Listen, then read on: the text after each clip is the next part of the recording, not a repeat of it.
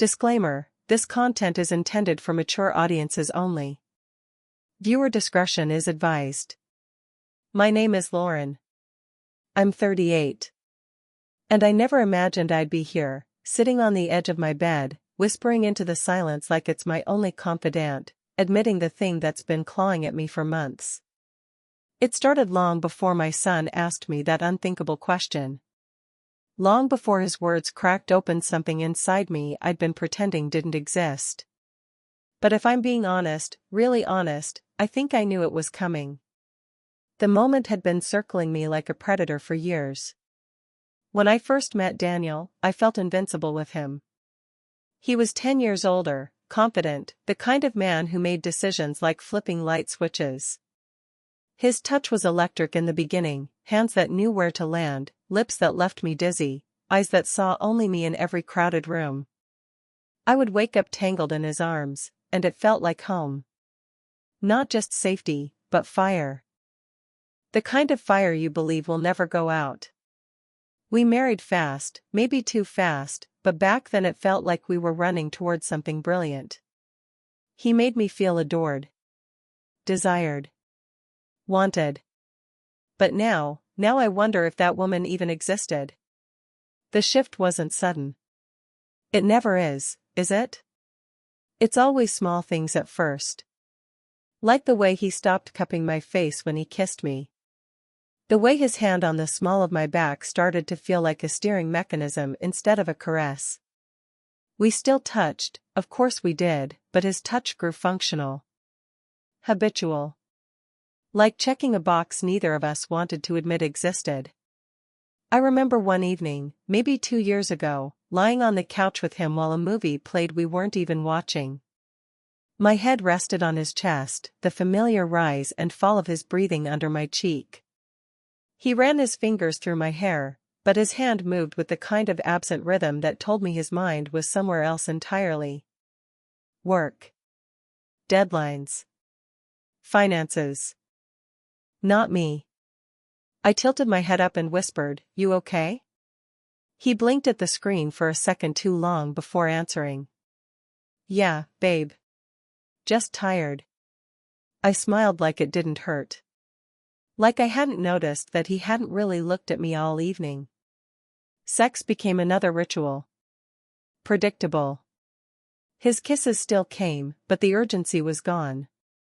The way his lips pressed into mine, it was warm, yes, but muted. I began to recognize that slight delay before he initiated anything physical, as if he was reaching for the memory of wanting me instead of the real thing. My body still responded because it remembered what it used to feel like to be craved. But my heart started to grow quieter. I began to wonder if desire could survive on muscle memory alone. And then there was me. The version of me that started shrinking. I stopped wearing the silk chemise he used to love. Stopped lighting the candles on my side of the bed. Stopped looking at myself in the mirror before slipping under the covers because, why? He barely noticed anymore. Or maybe I was afraid he did notice and just didn't care.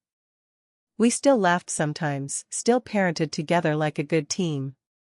In public, no one would guess anything was wrong.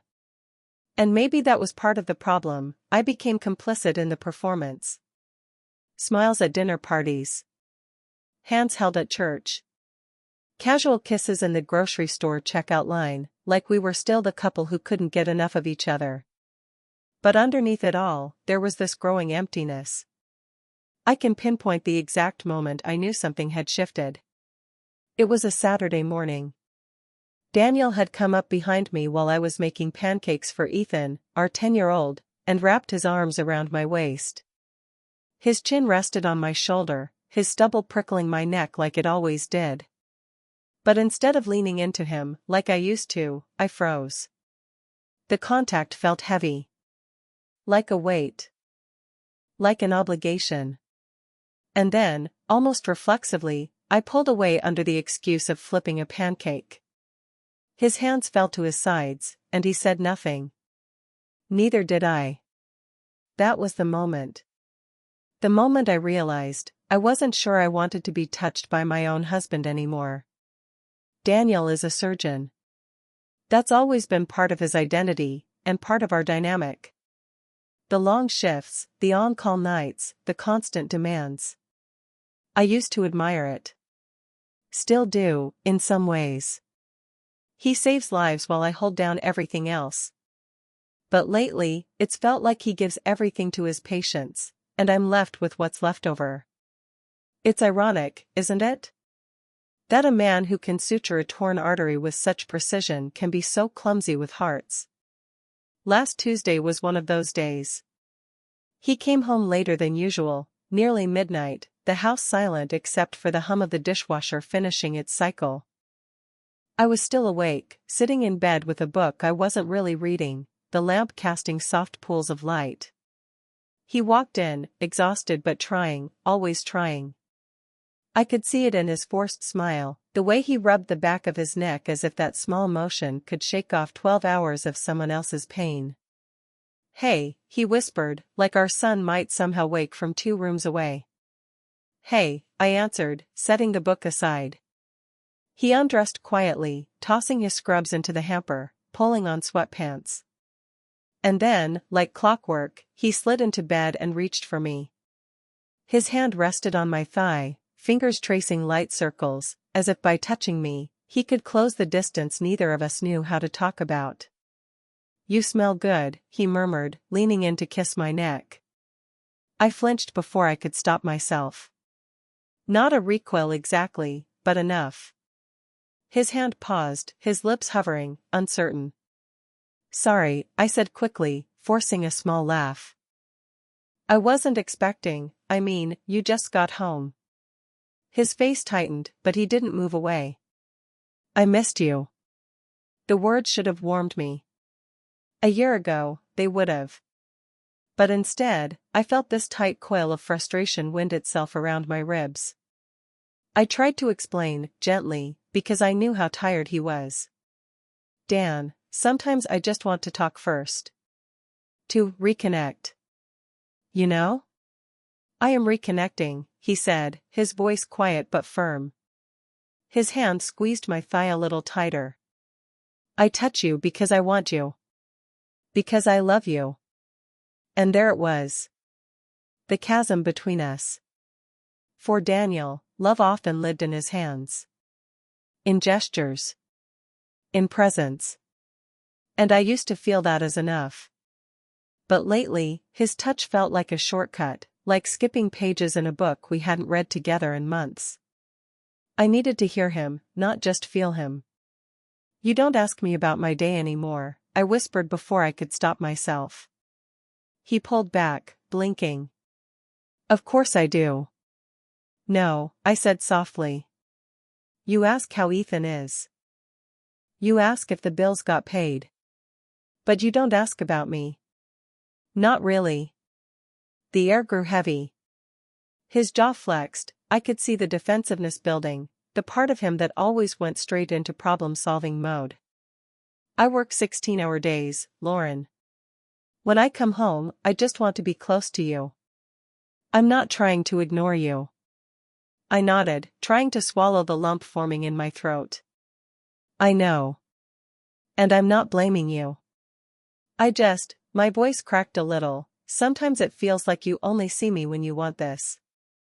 I gestured vaguely between us. He exhaled hard, running a hand through his hair. "So now I'm some selfish husband who just wants sex?" "I didn't say that. But that's how it sounds."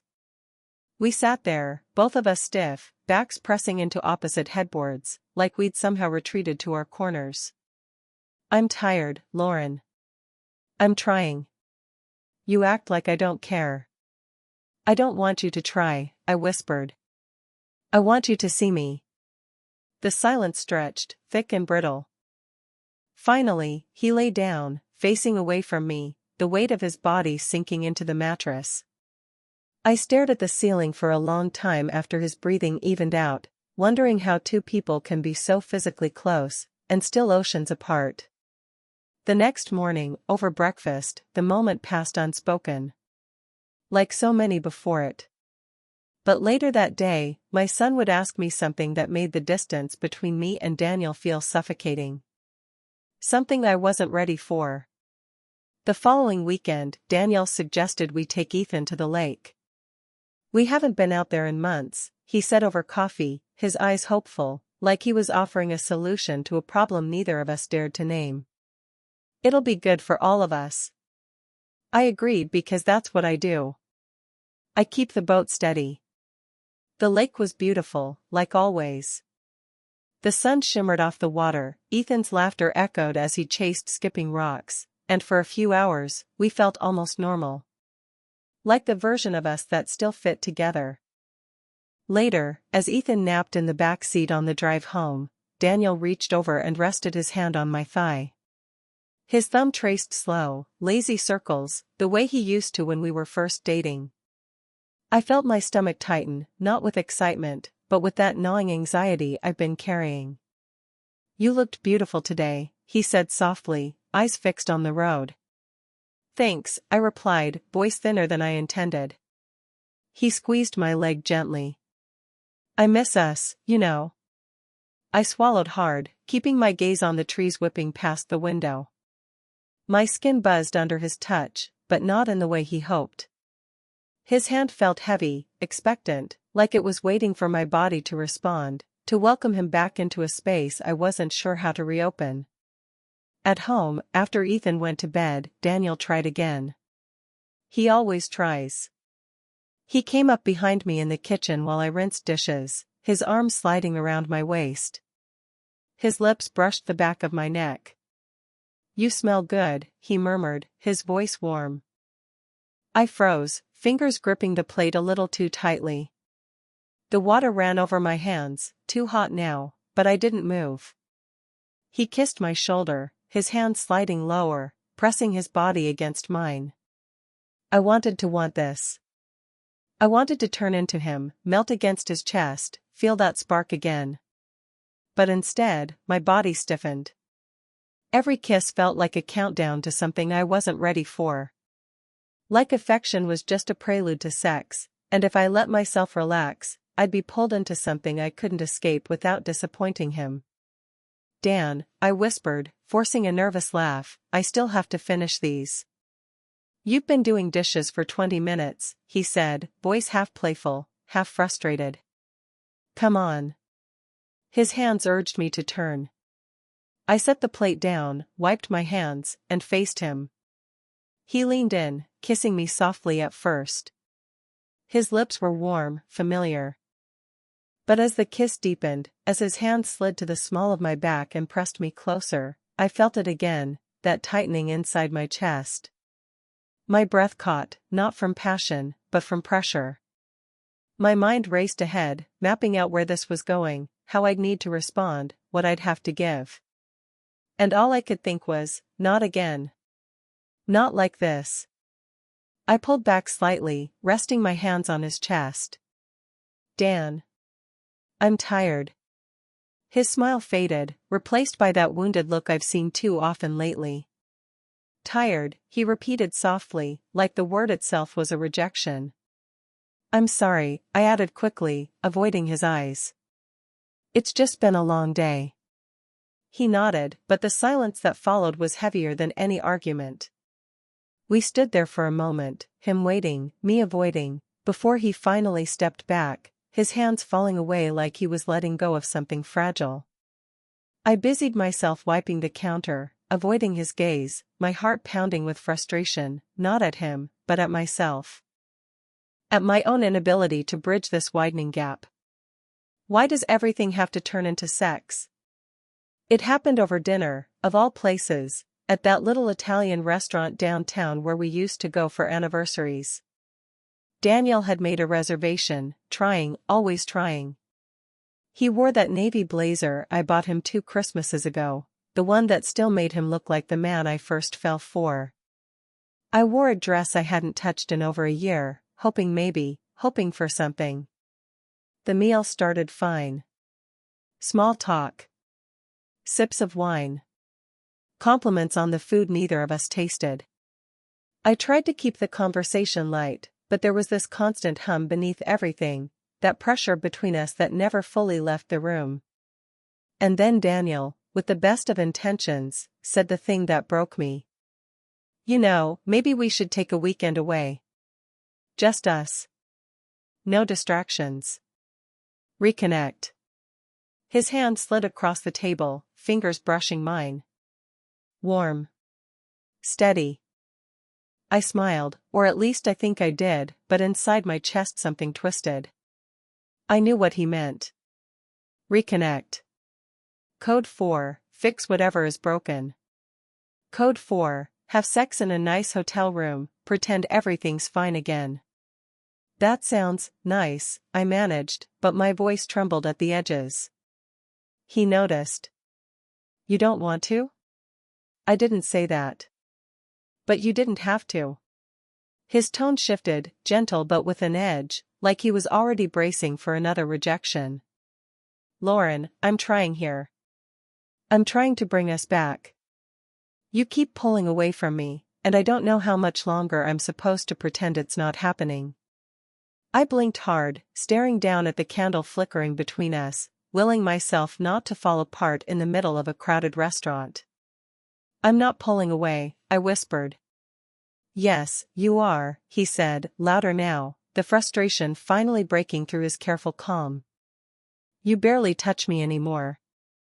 You flinch when I kiss you. You won't even let me hold you without stiffening up like I'm some stranger. The words sliced clean. And maybe it was the wine, or the exhaustion, or months of holding my breath, but something in me cracked wide open. Because I don't know how to do this anymore. My voice came out sharp, louder than I meant. A few heads at nearby tables turned. Every time you touch me, it's like you're asking me to prove I still love you. And I do, God, I do, but I can't keep pretending that physical touch fixes everything. Daniel recoiled slightly, his face falling into something between confusion and anger. I'm not asking you to pretend, Lauren. I'm your husband. I want to be close to you. You want sex, Daniel. My throat burned.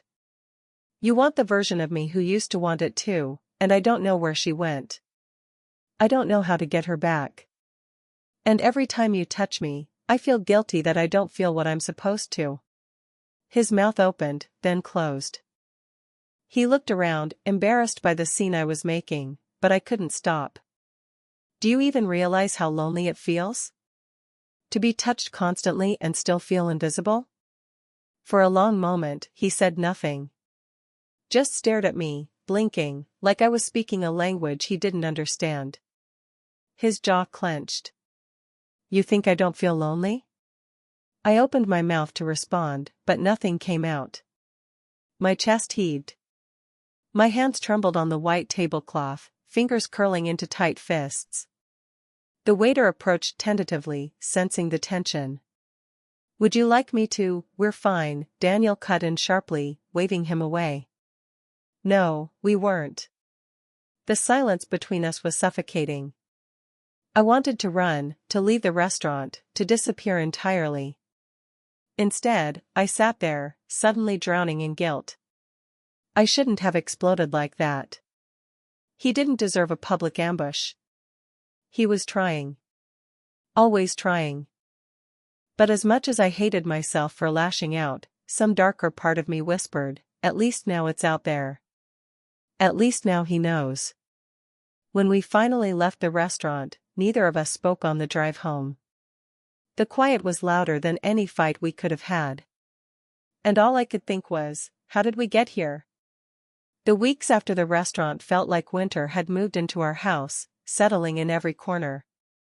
We spoke, but only about necessary things, school drop-offs, groceries, bills. His voice stayed even, polite. Mine did too. We circled each other like strangers trapped in the same small space. Daniel withdrew in his own way. He worked longer hours, even when he didn't have to. He spent entire evenings in his study, reading medical journals or staring blankly at the television. When we did sit together, his body stayed planted on his side of the couch, a respectful distance away. No more reaching for my hand. No more absent touches. And somehow, that absence of touch hurt more than the pressure I used to feel from it. I caught him watching me sometimes, though, quiet, heavy glances when he thought I wasn't paying attention. His eyes were different now, not angry, not cold. Just tired. Like something inside him had quietly given up. Like the weight of rejection had settled too deep to keep fighting against. He wasn't a villain. He never was. That might have been easier. One night, I found him sitting in Ethan's room after our son had fallen asleep. The soft glow of the nightlight painted his face in shades of blue and gold. His hand rested gently on Ethan's back as he breathed, steady and rhythmic. I stood in the doorway, watching, unnoticed. And my chest ached. This man, this good man, had given so much of himself to us. To me. And now he was breaking in a different way. Quietly. Alone. I missed him. I missed the man who used to make me laugh until my ribs hurt. The man who couldn't keep his hands off me in the early days, not out of obligation, but pure, simple want. I missed the way his eyes lit up when I walked into a room, the way we used to share inside jokes that made no sense to anyone else. I even missed the way he used to reach for me at night, that warm, familiar hand sliding across the sheets in search of mine. But I didn't know how to find my way back to him. Because every time I thought about trying, initiating touch, starting a conversation that mattered, fear rose in my throat like a lump I couldn't swallow. Fear of disappointing him again. Fear of pretending to feel something I wasn't sure I could summon. Fear of it not being enough. One evening, as we folded laundry together in silence, he finally spoke, his voice soft, measured. "Lauren, am I supposed to wait? Or let go?" The words landed like a stone in my gut. I opened my mouth, but nothing came. The truth sat right there, tangled between guilt, confusion, and longing. I didn't want to lose him. But I didn't know how to fix us either. He nodded as if my silence was its own answer. He set the folded towel down carefully, then quietly left the room. After he was gone, I sat on the edge of our bed, gripping a pillow like a life raft. How did we become two people afraid to touch each other? The house was still, but my mind was anything but. I stared at the doorway where he had disappeared, my chest tight with the weight of everything unsaid. Do I try again? Or do I let him go? The choice hung there, heavy and terrifying. And for the first time in a long time, I realized how close we were to losing everything. The rupture didn't come with shouting or slammed doors. It came one evening, quietly, like the final exhale of something neither of us had the strength to keep breathing into. We sat on opposite ends of the couch. The TV played a movie neither of us cared about. Daniel stared at the screen, but I could tell he wasn't watching. His hands rested in his lap, unmoving. I turned the volume down, heart pounding. Daniel. My voice cracked as his name left my mouth. He looked over, eyes tired but patient, as if part of him had been waiting for me to finally speak. I don't want to lose you, I whispered. I miss us. I miss you. But I don't know how to fix what's broken. He swallowed hard, jaw flexing. I know. I've been scared, I admitted. Scared to hurt you more. Scared that if I reached for you, it wouldn't feel right. And then you'd see how lost I really am. His eyes softened, and for a moment, I saw the man I married, the man who once made me feel like the most cherished thing in his world. Lauren. I've been scared too, he said quietly. Every time you pulled away, I wondered if it was something I did. If I pushed too hard. If I stopped being enough for you. Tears welled up. You were never not enough, Daniel. He nodded, lips pressed tightly, his own eyes glistening. Maybe we both just kept waiting for the other to fix it. The air between us hung heavy, but warmer somehow, like a bridge was being rebuilt, plank by trembling plank. Without thinking, I slid closer, my hand finding his. His fingers wrapped around mine, hesitant at first, then firmer, as though anchoring himself to me. He exhaled shakily, then leaned in, pressing a gentle kiss to my forehead. Not demanding. Not expecting. Just there. Just him. I don't know if we can go back to who we were, I whispered. Maybe we don't have to, he said softly. Maybe we start from where we are. I closed my eyes and let myself sink into the warmth of his shoulder, feeling his arm slowly, carefully wrap around me, like he was relearning how to hold me, and I was learning how to be held again. It wasn't magic. It wasn't everything. But it was a beginning. You never think it'll be you. That's what I keep coming back to. You imagine the distance creeping into other people's marriages. You tell yourself we're different. We love each other too much to lose our way. And then one day, you wake up next to someone you barely recognize, and worse, you barely recognize yourself. I used to think desire was simple. That if you loved someone enough, if you were attracted to them, that part would take care of itself.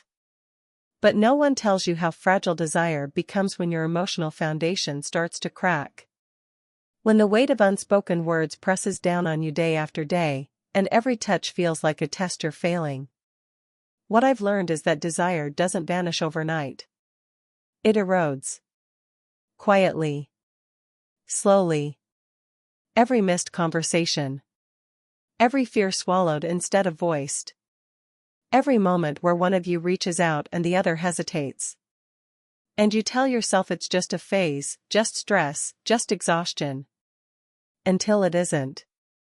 When my son asked me that unthinkable question, "Mom, are you and Dad going to get divorced?" It was like someone ripped the blindfold off. I hadn't realized how visible our distance had become. How even a child, in all his innocence, could feel the undercurrent of everything we weren't saying. I wanted to tell him, "Of course not, sweetheart. We're fine." But I couldn't.